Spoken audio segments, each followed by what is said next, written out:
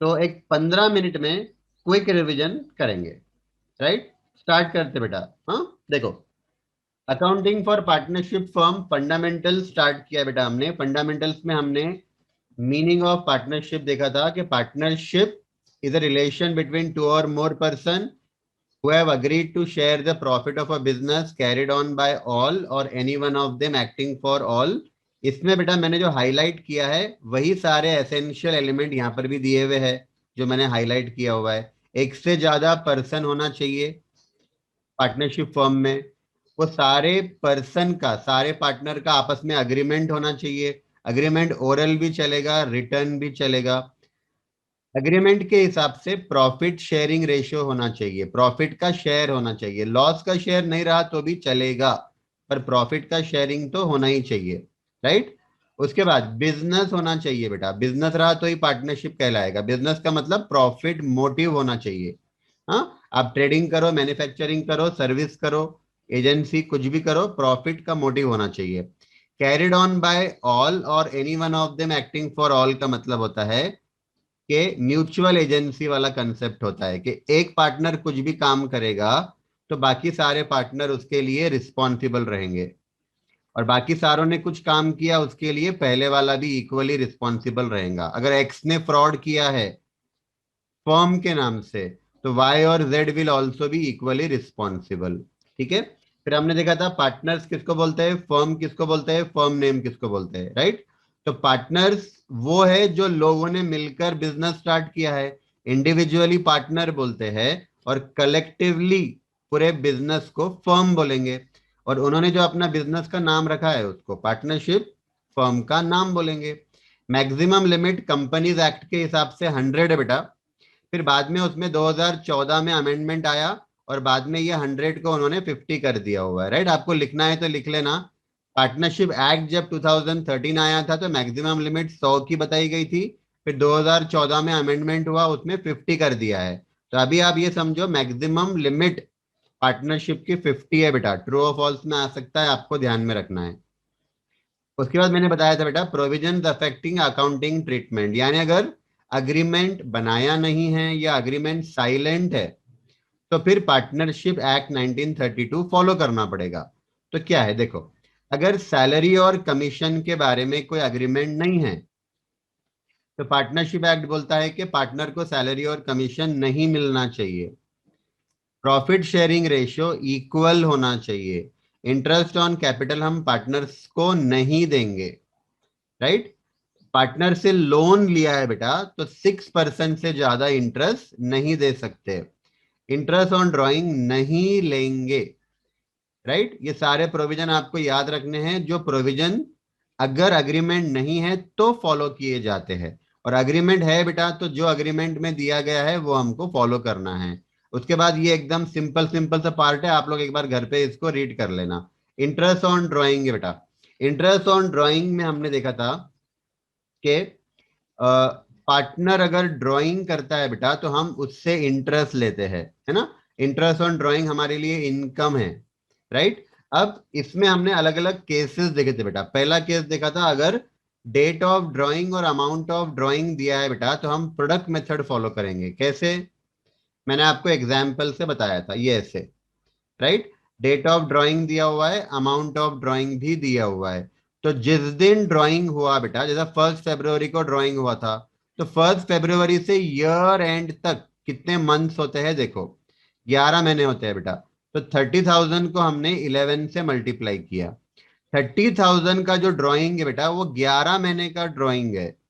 इसका मतलब 3,30,000 का जो ड्राइंग है वो 1 महीने का है।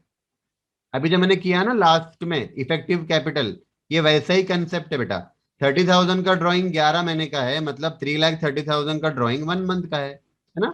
वैसे हमने सारे ड्राइंग का प्रोडक्ट निकालना है। ड्राइंग के अमाउंट को रिमेनिंग मंथ से मल्टीप्लाई करना है, प्रोडक्ट निकालना है। प्रोडक्ट का टोटल करेंगे बेटा, ये जो टोटल आएगा वो 1 मंथ का आएगा। तो हमको 1 मंथ का इंटरेस्ट कैलकुलेट करना है। ठीक है। ये प्रोडक्ट मेथड कब फॉलो करेंगे, प्रोडक्ट मेथड जब ड्राइंग का डेट भी दिया हुआ है, ड्राइंग का अमाउंट भी दिया हुआ है। अगर ड्राइंग का अमाउंट है लेकिन ड्राइंग का डेट दिया नहीं है तो क्या करेंगे बेटा, टोटल ड्राइंग पे, है ना। व्हेन आई से टोटल ड्राइंग मतलब पूरे ईयर का ड्राइंग, टोटल ड्राइंग पे बेटा एवरेज 6 महीने का इंटरेस्ट आप पार्टनर से ले लो। सी, अगर कोई पार्टनर फिक्स्ड अमाउंट का ड्राइंग कर रहा है at the at the first day of every month, मतलब एट द बिगिनिंग, अगर एट द बिगिनिंग है बेटा तो 6.5 मंथ्स का इंटरेस्ट लेना, मतलब पूरे ईयर का ड्राइंग देख लेना कितना हो रहा है, और 6.5 महीने का इंटरेस्ट आप ले लेना पार्टनर से। अगर कोई पार्टनर ने फिक्स अमाउंट का ड्राइंग किया है middle of the month, middle of the month में किया है, 6 महीने का इंटरेस्ट ले लेना। अगर किसी पार्टनर ने फिक्स अमाउंट का ड्राइंग किया है एवरी मंथ, लेकिन वो मंथ के लास्ट डे को ड्राइंग कर रहा है, 5.5 मंथ्स का इंटरेस्ट लेना। उसके बाद अगर कोई partner beginning of the quarter को ड्राइंग कर रहा है बेटा तो 7.5 मंथ का लेना। मिडल ऑफ द क्वार्टर को कर रहा है, एवरी क्वार्टर को ड्राइंग कर रहा है, फिक्स्ड अमाउंट, एवरी क्वार्टर को ड्राइंग कर रहा है पर middle of the quarter 6 month, middle of the month रहा तो भी 6 month, middle of the quarter रहा तो भी 6 month, end of the quarter को कर रहा है बेटा। अगर किसी पार्टनर ने फिक्स्ड अमाउंट का ड्राइंग किया है at the end of each quarter, right, मतलब साल में 4 बार ड्राइंग किया है सेम अमाउंट का, लेकिन क्वार्टर के एंड में किया हुआ है, तो 4.5 मंथ्स का इंटरेस्ट हम उससे लेंगे ऑन टोटल ड्राइंग, राइट। ये 4.5, 6, 7.5 कैसे आया मैंने आपको यहाँ पे शॉर्ट में बताया था, ठीक है। चल, उसके बाद इंटरेस्ट ऑन ड्राइंग की एंट्री कैसी होती है बेटा, तो मैंने बताया था आपको कि इंटरेस्ट ऑन ड्राइंग हम पार्टनर से लेते हैं तो पार्टनर का कैपिटल कम हो जाएगा। एंट्री बनती है बेटा पार्टनर्स कैपिटल और करंट अकाउंट डेबिट तो इंटरेस्ट ऑन ड्राइंग, है ना। इंटरेस्ट ऑन ड्राइंग हमने क्रेडिट किया है क्योंकि ये हमारी इनकम है। उसके बाद बेटा interest on drawing nominal account है तो हमको नॉमिनल अकाउंट को क्लोज करना होता है। इंटरेस्ट ऑन ड्राइंग को डेबिट करके क्लोज कर देना, एप्रोप्रिएशन को ट्रांसफर कर देना। एंट्री बन जाएगी interest on drawing account debited to profit and loss appropriation account, right. फिर ये क्वेश्चन हमने किया था। फिर हमने इंटरेस्ट ऑन कैपिटल देखा है बेटा। हाँ, मैंने अभी आपको थोड़ी देर पहले ही बताया था इंटरेस्ट ऑन कैपिटल कैसे करना, ठीक है। तो जो ओपनिंग कैपिटल है पार्टनर का, उस ओपनिंग कैपिटल पे आप ईयर एंड तक काउंट करो। मान लो 1 जनवरी का कैपिटल आपको दिया हुआ है, 31 दिसंबर तक पूरे 12 महीने का इंटरेस्ट ऐड करो। फिर अगर पार्टनर ने एडिशनल कैपिटल दिया है, एडिशनल कैपिटल पे भी इंटरेस्ट ऐड करना पड़ेगा, लेकिन इंटरेस्ट कितने मंथ का लेंगे बेटा, एडिशनल कैपिटल जिस दिन हुआ वहां से तो ईयर एंड तक के जितने मंथ्स होते हैं उतने मंथ्स का इंटरेस्ट आप कैलकुलेट करो और ऐड कर दो। अगर पार्टनर ने ड्राइंग किया हुआ है, विड्रॉवल किया है, तो उतने अमाउंट पे इंटरेस्ट कैलकुलेट करो रिमेनिंग मंथ्स का। व्हेन आई से रिमेनिंग मंथ मतलब डेट ऑफ ड्राइंग से तो ईयर एंड तक का उतने मंथ्स का इंटरेस्ट आप कैलकुलेट करो, माइनस कर लो। क्यों माइनस कर रहे बेटा, क्योंकि ड्राइंग किया ना, विड्रॉवल किया है बेटा, माइनस कर लेना। तो जो अमाउंट आएगा उतना इंटरेस्ट पार्टनर को हम देंगे, राइट। कैपिटल पे इतना इंटरेस्ट देंगे। ये एक तरीका हो गया बेटा इंटरेस्ट ऑन कैपिटल फाइंड करने का। इंटरेस्ट ऑन कैपिटल फाइंड करने का दूसरा तरीका मैंने आपको थोड़ी देर पहले बताया था कि पहले आप इफेक्टिव कैपिटल फाइंड कर लो और इफेक्टिव कैपिटल आने के बाद 1 महीने का इंटरेस्ट निकालो। इफेक्टिव कैपिटल आने के बाद 1 महीने का इंटरेस्ट निकालो, यही आएगा बेटा, यही अमाउंट आएगा, ठीक है। चलो, फिर हमने देखा इंटरेस्ट ऑन कैपिटल के कुछ केसेस, पहले एंट्री देख लेते हैं उसकी। हाँ, पहले एंट्री देख लेते हैं बेटा, इंटरेस्ट ऑन कैपिटल की एंट्री। अब इंटरेस्ट ऑन कैपिटल हमारे लिए एक्सपेंसेस है, डेबिट करना पड़ेगा। Interest on capital account debit कर दिया और पार्टनर को मिलने वाला है बेटा, पार्टनर को मिलने वाला है, कैपिटल उनका बढ़ेगा, तो interest on capital account debit to partners capital और करंट अकाउंट। उसके बाद interest on capital nominal account है, इसको क्लोज करना पड़ेगा, पहले डेबिट करके ओपन किया था, अब उसको क्रेडिट करके क्लोज करेंगे बेटा, राइट। एंट्री बन जाएगी profit and loss appropriation account debited to interest on capital account. फिर ये क्वेश्चन किया था, है ना। लेकिन पहले ये केसेस देखे थे हमने इंटरेस्ट ऑन कैपिटल के अंदर। हमने बात की थी बेटा कि अगर अग्रीमेंट में, अग्रीमेंट बनाया नहीं या अग्रीमेंट बनाया लेकिन अग्रीमेंट के अंदर इंटरेस्ट ऑन कैपिटल के बारे में कुछ बोला ही नहीं है, साइलेंट है, तो हम पार्टनर को कैपिटल पे इंटरेस्ट नहीं देंगे, बात खत्म।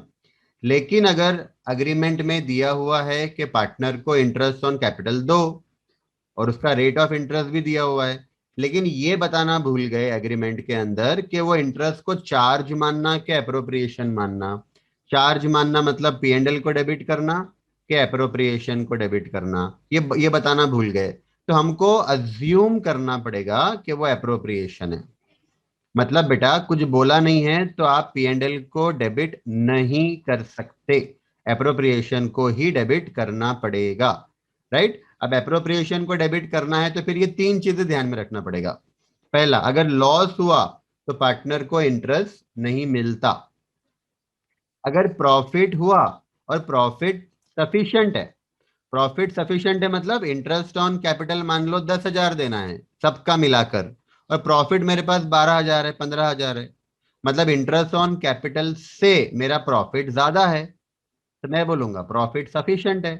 तो हम पूरा इंटरेस्ट देंगे बेटा, पार्टनर्स को कैपिटल पे पूरा इंटरेस्ट देंगे। लेकिन अगर मेरा प्रॉफिट सफिशिएंट नहीं है, प्रॉफिट सफिशिएंट नहीं है, इंटरेस्ट ऑन कैपिटल सबका मिलाकर 10,000 देना है, पर मेरा 8,000 ही प्रॉफिट हुआ, तो मैं 8,000 का ही इंटरेस्ट, जितना प्रॉफिट है उतना इंटरेस्ट पार्टनर्स को बांटूंगा। राइट। थर्ड केस, अगर एग्रीमेंट में दिया हुआ है कि पार्टनर्स को आप इंटरेस्ट दो, रेट ऑफ इंटरेस्ट भी दिया हुआ है, और ये क्लियरली मेंशन किया हुआ है कि चार्ज मानना, चार्ज मानना मतलब प्रॉफिट एंड लॉस अकाउंट को डेबिट करना। अगर ऐसा दिया है बेटा तो समझ जाओ कि पूरा का पूरा इंटरेस्ट आपको देना पड़ेगा, whether the firm earns profit और इनकर्स लॉस। राइट, मतलब ये तीन केस के बारे में अगर मैं ये तीनों केस को, अगर ये तीनों केस को नीचे ब्रॉड डाउन करूं, थर्ड वाले केस में तो लॉस हुआ पूरा 10,000 का इंटरेस्ट, अगर मान लो कि इंटरेस्ट ऑन कैपिटल सारे पार्टनर्स का मिलाकर 10,000 है, तो लॉस हुआ तब भी 10,000 का इंटरेस्ट, प्रॉफिट सफिशिएंट है तब भी 10,000 का इंटरेस्ट, प्रॉफिट इनसफिशिएंट है तब भी 10,000 का इंटरेस्ट देना पड़ेगा। राइट, फिर हमने ये क्वेश्चन किया था बेटा, फिर इंटरेस्ट ऑन लोन देखा था, है ना। अगर अग्रीमेंट है तो फिर जितना अग्रीमेंट में इंटरेस्ट ऑन लोन दिया है बेटा, उतना आपको पार्टनर को उसके लोन पे इंटरेस्ट देना पड़ेगा। अग्रीमेंट बोल रहा है 10%, 15%, 20%, जितना बोला है पूरा दो। अग्रीमेंट नहीं है तो पार्टनरशिप एक्ट बोलता है कि 6% से ज्यादा आप नहीं दे सकते। राइट, फिर मैंने आपको उसकी एंट्री बताया था बेटा, इंटरेस्ट फर्म, फर्म इंटरेस्ट देने वाला है पार्टनर को, तो फर्म के लिए खर्चा है, तो interest on partners loan account debit करेंगे और पार्टनर के लोन अकाउंट में क्रेडिट करेंगे। अगर आपने इंटरेस्ट कैश में दे दिया है पार्टनर को तो एंट्री बन जाएगी बेटा, interest account debited to cash account. अगर इंटरेस्ट आपने नहीं दिया है तो interest account debited to partners loan account. Right, आपको यहाँ पे याद रखना है, ये एक ऐसा एरिया है कि जहाँ पे बच्चे कंफ्यूज होते हैं। बच्चों को लगता है कि पार्टनर से रिलेटेड कुछ भी रहा तो अप्रोप्रिएशन में जाता, ये बात बराबर है, इंटरेस्ट ऑन लोन छोड़कर।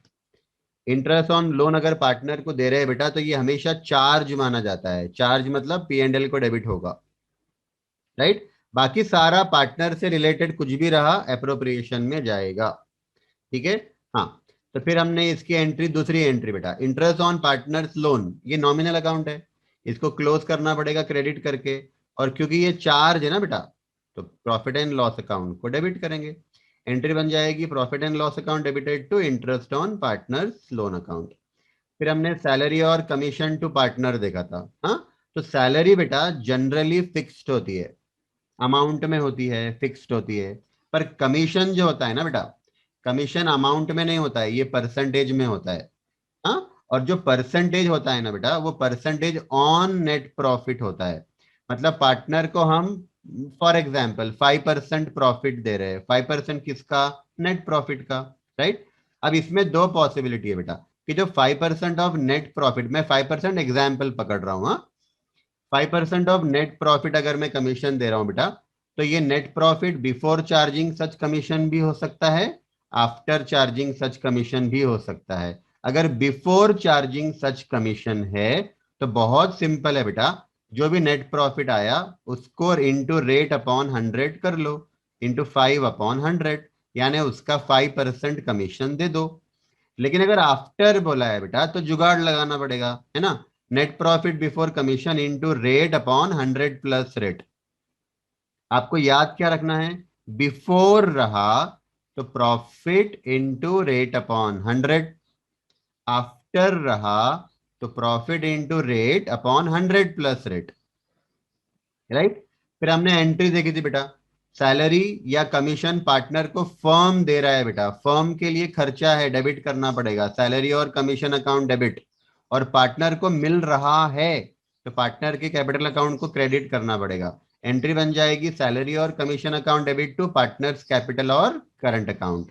उसके बाद सैलरी और कमीशन नॉमिनल अकाउंट है, इसको क्लोज करना पड़ेगा क्रेडिट करके, और ये अप्रोप्रिएशन मानते हैं बेटा, इसको हम चार्ज नहीं मानते। एम्प्लॉई को सैलरी दिया तो चार्ज मानते, पार्टनर को सैलरी दिया तो अप्रोप्रिएशन मानते, राइट। एंट्री बनेगी बेटा profit and loss appropriation account debit to salary और कमीशन, है ना।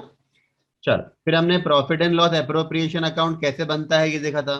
तो प्रॉफिट एंड लॉस अकाउंट से जो नेट प्रॉफिट मिलता है वो यहाँ पे अप्रोप्रिएशन के क्रेडिट में जाता है। इसके अलावा इंटरेस्ट ऑन ड्राइंग हमारे लिए इनकम है, वो क्रेडिट में जाएगा।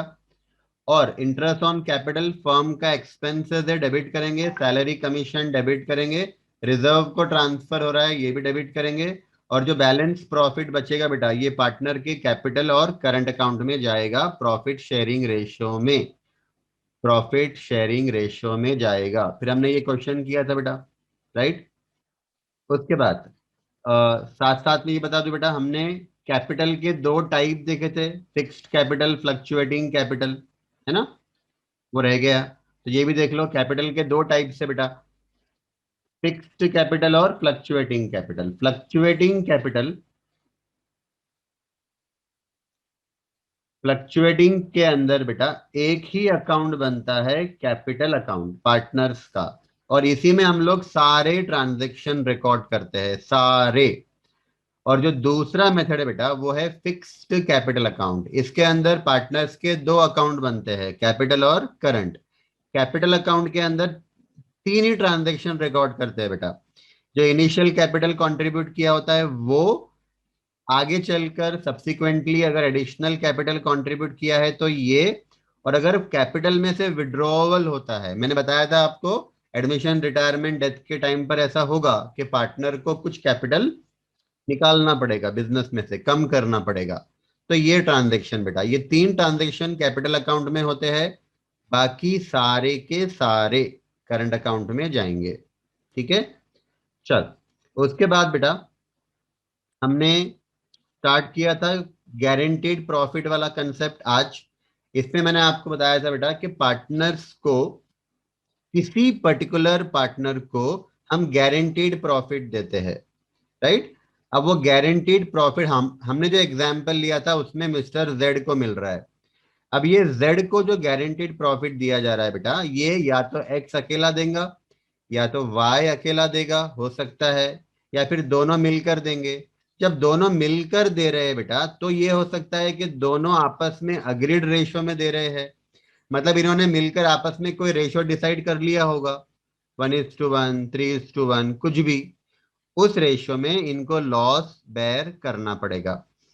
अगर क्वेश्चन में कुछ बताया नहीं है कि कौन लॉस बेयर कर रहा है किस रेशियो में, तो हमने अज्यूम करना है बेटा कि बाकी के सारे पार्टनर मिलकर ये जेड का डेफिशिएंसी बेयर करेंगे म्यूचुअल प्रॉफिट शेयरिंग रेशियो में, राइट। अब इसको कैसे करना बेटा मैंने आपको बताया था। सबसे पहले क्या करना बेटा, सबसे पहले क्या करना, जो भी प्रॉफिट हुआ वो सारे पार्टनर को डिस्ट्रीब्यूट कर देना, जो भी बिजनेस का प्रॉफिट हुआ सबको डिस्ट्रीब्यूट कर दो। उसके बाद देखना कि जो पार्टनर को गारंटी दी गई थी उतना प्रॉफिट उसको मिनिमम मिला के नहीं मिला। तो हमारे एग्जाम्पल में जेड को हमने 1 लाख का गारंटीड प्रॉफिट दिया था, तो 1 लाख को, वो जेड को हमने बेटा मोर देन 1 लाख प्रॉफिट दे दिया ना, 1,50,000 दे दिया, मोर देन 1 लाख दे दिया, मतलब उसको गारंटीड प्रॉफिट तो मिल गया। अब और कोई एक्स्ट्रा अकाउंटिंग करने की जरूरत नहीं है। केस नंबर 2 में बेटा 4.5 लाख का प्रॉफिट हुआ था पूरे बिजनेस का। सबसे पहले हमने प्रॉफिट पार्टनर्स को बांट दिया प्रॉफिट शेयरिंग रेशियो में। फिर हमने देखा कि जेड को कितना प्रॉफिट मिल रहा है, तो जेड को 75,000 ही मिला, जबकि उसको 1 लाख का हमने गारंटी दिया हुआ है। मतलब जेड को 25,000 कम दिया हुआ, कम दिया गया, मतलब ये डेफिशिएंसी हो गई बेटा। तो जेड को हमको 25,000 और एक्स्ट्रा देना पड़ेगा। अब कौन बेयर करेगा बेटा? जिसने गारंटी दिया वो बेयर करेगा। तो हमारे एग्जाम्पल में एक्स और वाई ने मिलकर गारंटी दिया था। किस रेशियो में? रेशियो बोला नहीं है, तो हमने म्यूचुअल प्रॉफिट शेयरिंग रेशियो में मानना है। मतलब एक्स और वाई का 3:2। राइट? क्लियर है बेटा? हमारी एंट्री बनती है जिसने गारंटी दिया उसका कैपिटल अकाउंट डेबिट, और जिसको गारंटी दी गई थी जेड को, उसका कैपिटल अकाउंट क्रेडिट करना। कौन से अमाउंट से? डेफिशिएंसी वाले अमाउंट से। राइट? फिर हमने इफेक्टिव कैपिटल किया बेटा लास्ट लास्ट में। इफेक्टिव कैपिटल का मतलब होता है एवरेज कैपिटल पार्टनर का पार्टनरशिप फर्म में कितना है। एवरेज कौन सा निकालना है? वेटेड एवरेज निकालना है। यहाँ पे वेट क्या लेना है बेटा? नंबर ऑफ मंथ या नंबर ऑफ डेज आप वेट ले सकते हो। ठीक है? क्यों निकाल रहे हैं? तो इसके दो रीजन है। एक, इसको यूज करके हम दो पार्टनर का, तीन पार्टनर का आपस का प्रॉफिट शेयरिंग रेशियो फाइंड कर सकते हैं। दूसरा, इंटरेस्ट ऑन कैपिटल भी फाइंड कर सकते हैं। राइट? कैसे फाइंड करना बेटा? मैंने आपको बताया कि मान लो किसी पार्टनर का ओपनिंग कैपिटल 1 लाख था 1 जनवरी को, और उसने 1 अप्रैल को 50,000 और कंट्रीब्यूट किया। ये प्लस करके 1,50,000 हो गया। फिर 1 अक्टूबर को उसने 40,000 का विड्रॉवल किया, तो ये माइनस कर लो। टोटल कैपिटल उसका 1,10,000 हो गया बेटा। फिर हमको देखना है 1 जनवरी से 1 अप्रैल नंबर ऑफ मंथ कितने होते हैं? 3। तो 3 से मल्टीप्लाई कर लो 1 लाख को। फिर 1 अप्रैल से 1 अक्टूबर 6 महीने होते हैं बेटा। तो ये जो टोटल आया था 1,50,000 का, इसको 6 महीने से मल्टीप्लाई करो। फिर 1 अक्टूबर से ईयर एंड तक 31 दिसंबर हो रहा है, 3 महीना। तो 1,10,000 को 3 से मल्टीप्लाई करो। ये टोटल जो प्रोडक्ट का आप करोगे ना, प्रोडक्ट का जो सम करेंगे बेटा, ये इफेक्टिव कैपिटल है। राइट? फिर आपको इंटरेस्ट ऑन कैपिटल निकालना है ना, तो आप इफेक्टिव कैपिटल को रेट ऑफ इंटरेस्ट से मल्टीप्लाई करो, और 1 मंथ का इंटरेस्ट कैलकुलेट कर लेना। 1 मंथ का हमेशा, हमेशा 1 मंथ का। क्यों 1 मंथ का? क्योंकि जो प्रोडक्ट आता है ना बेटा, वो प्रोडक्ट हमेशा 1 मंथ का ही होता है। ठीक है बेटा? चल, तो यहां तक हमने किया। राइट? और हमारा फंडामेंटल्स ऑफ पार्टनरशिप हमारा खत्म हो गया बेटा।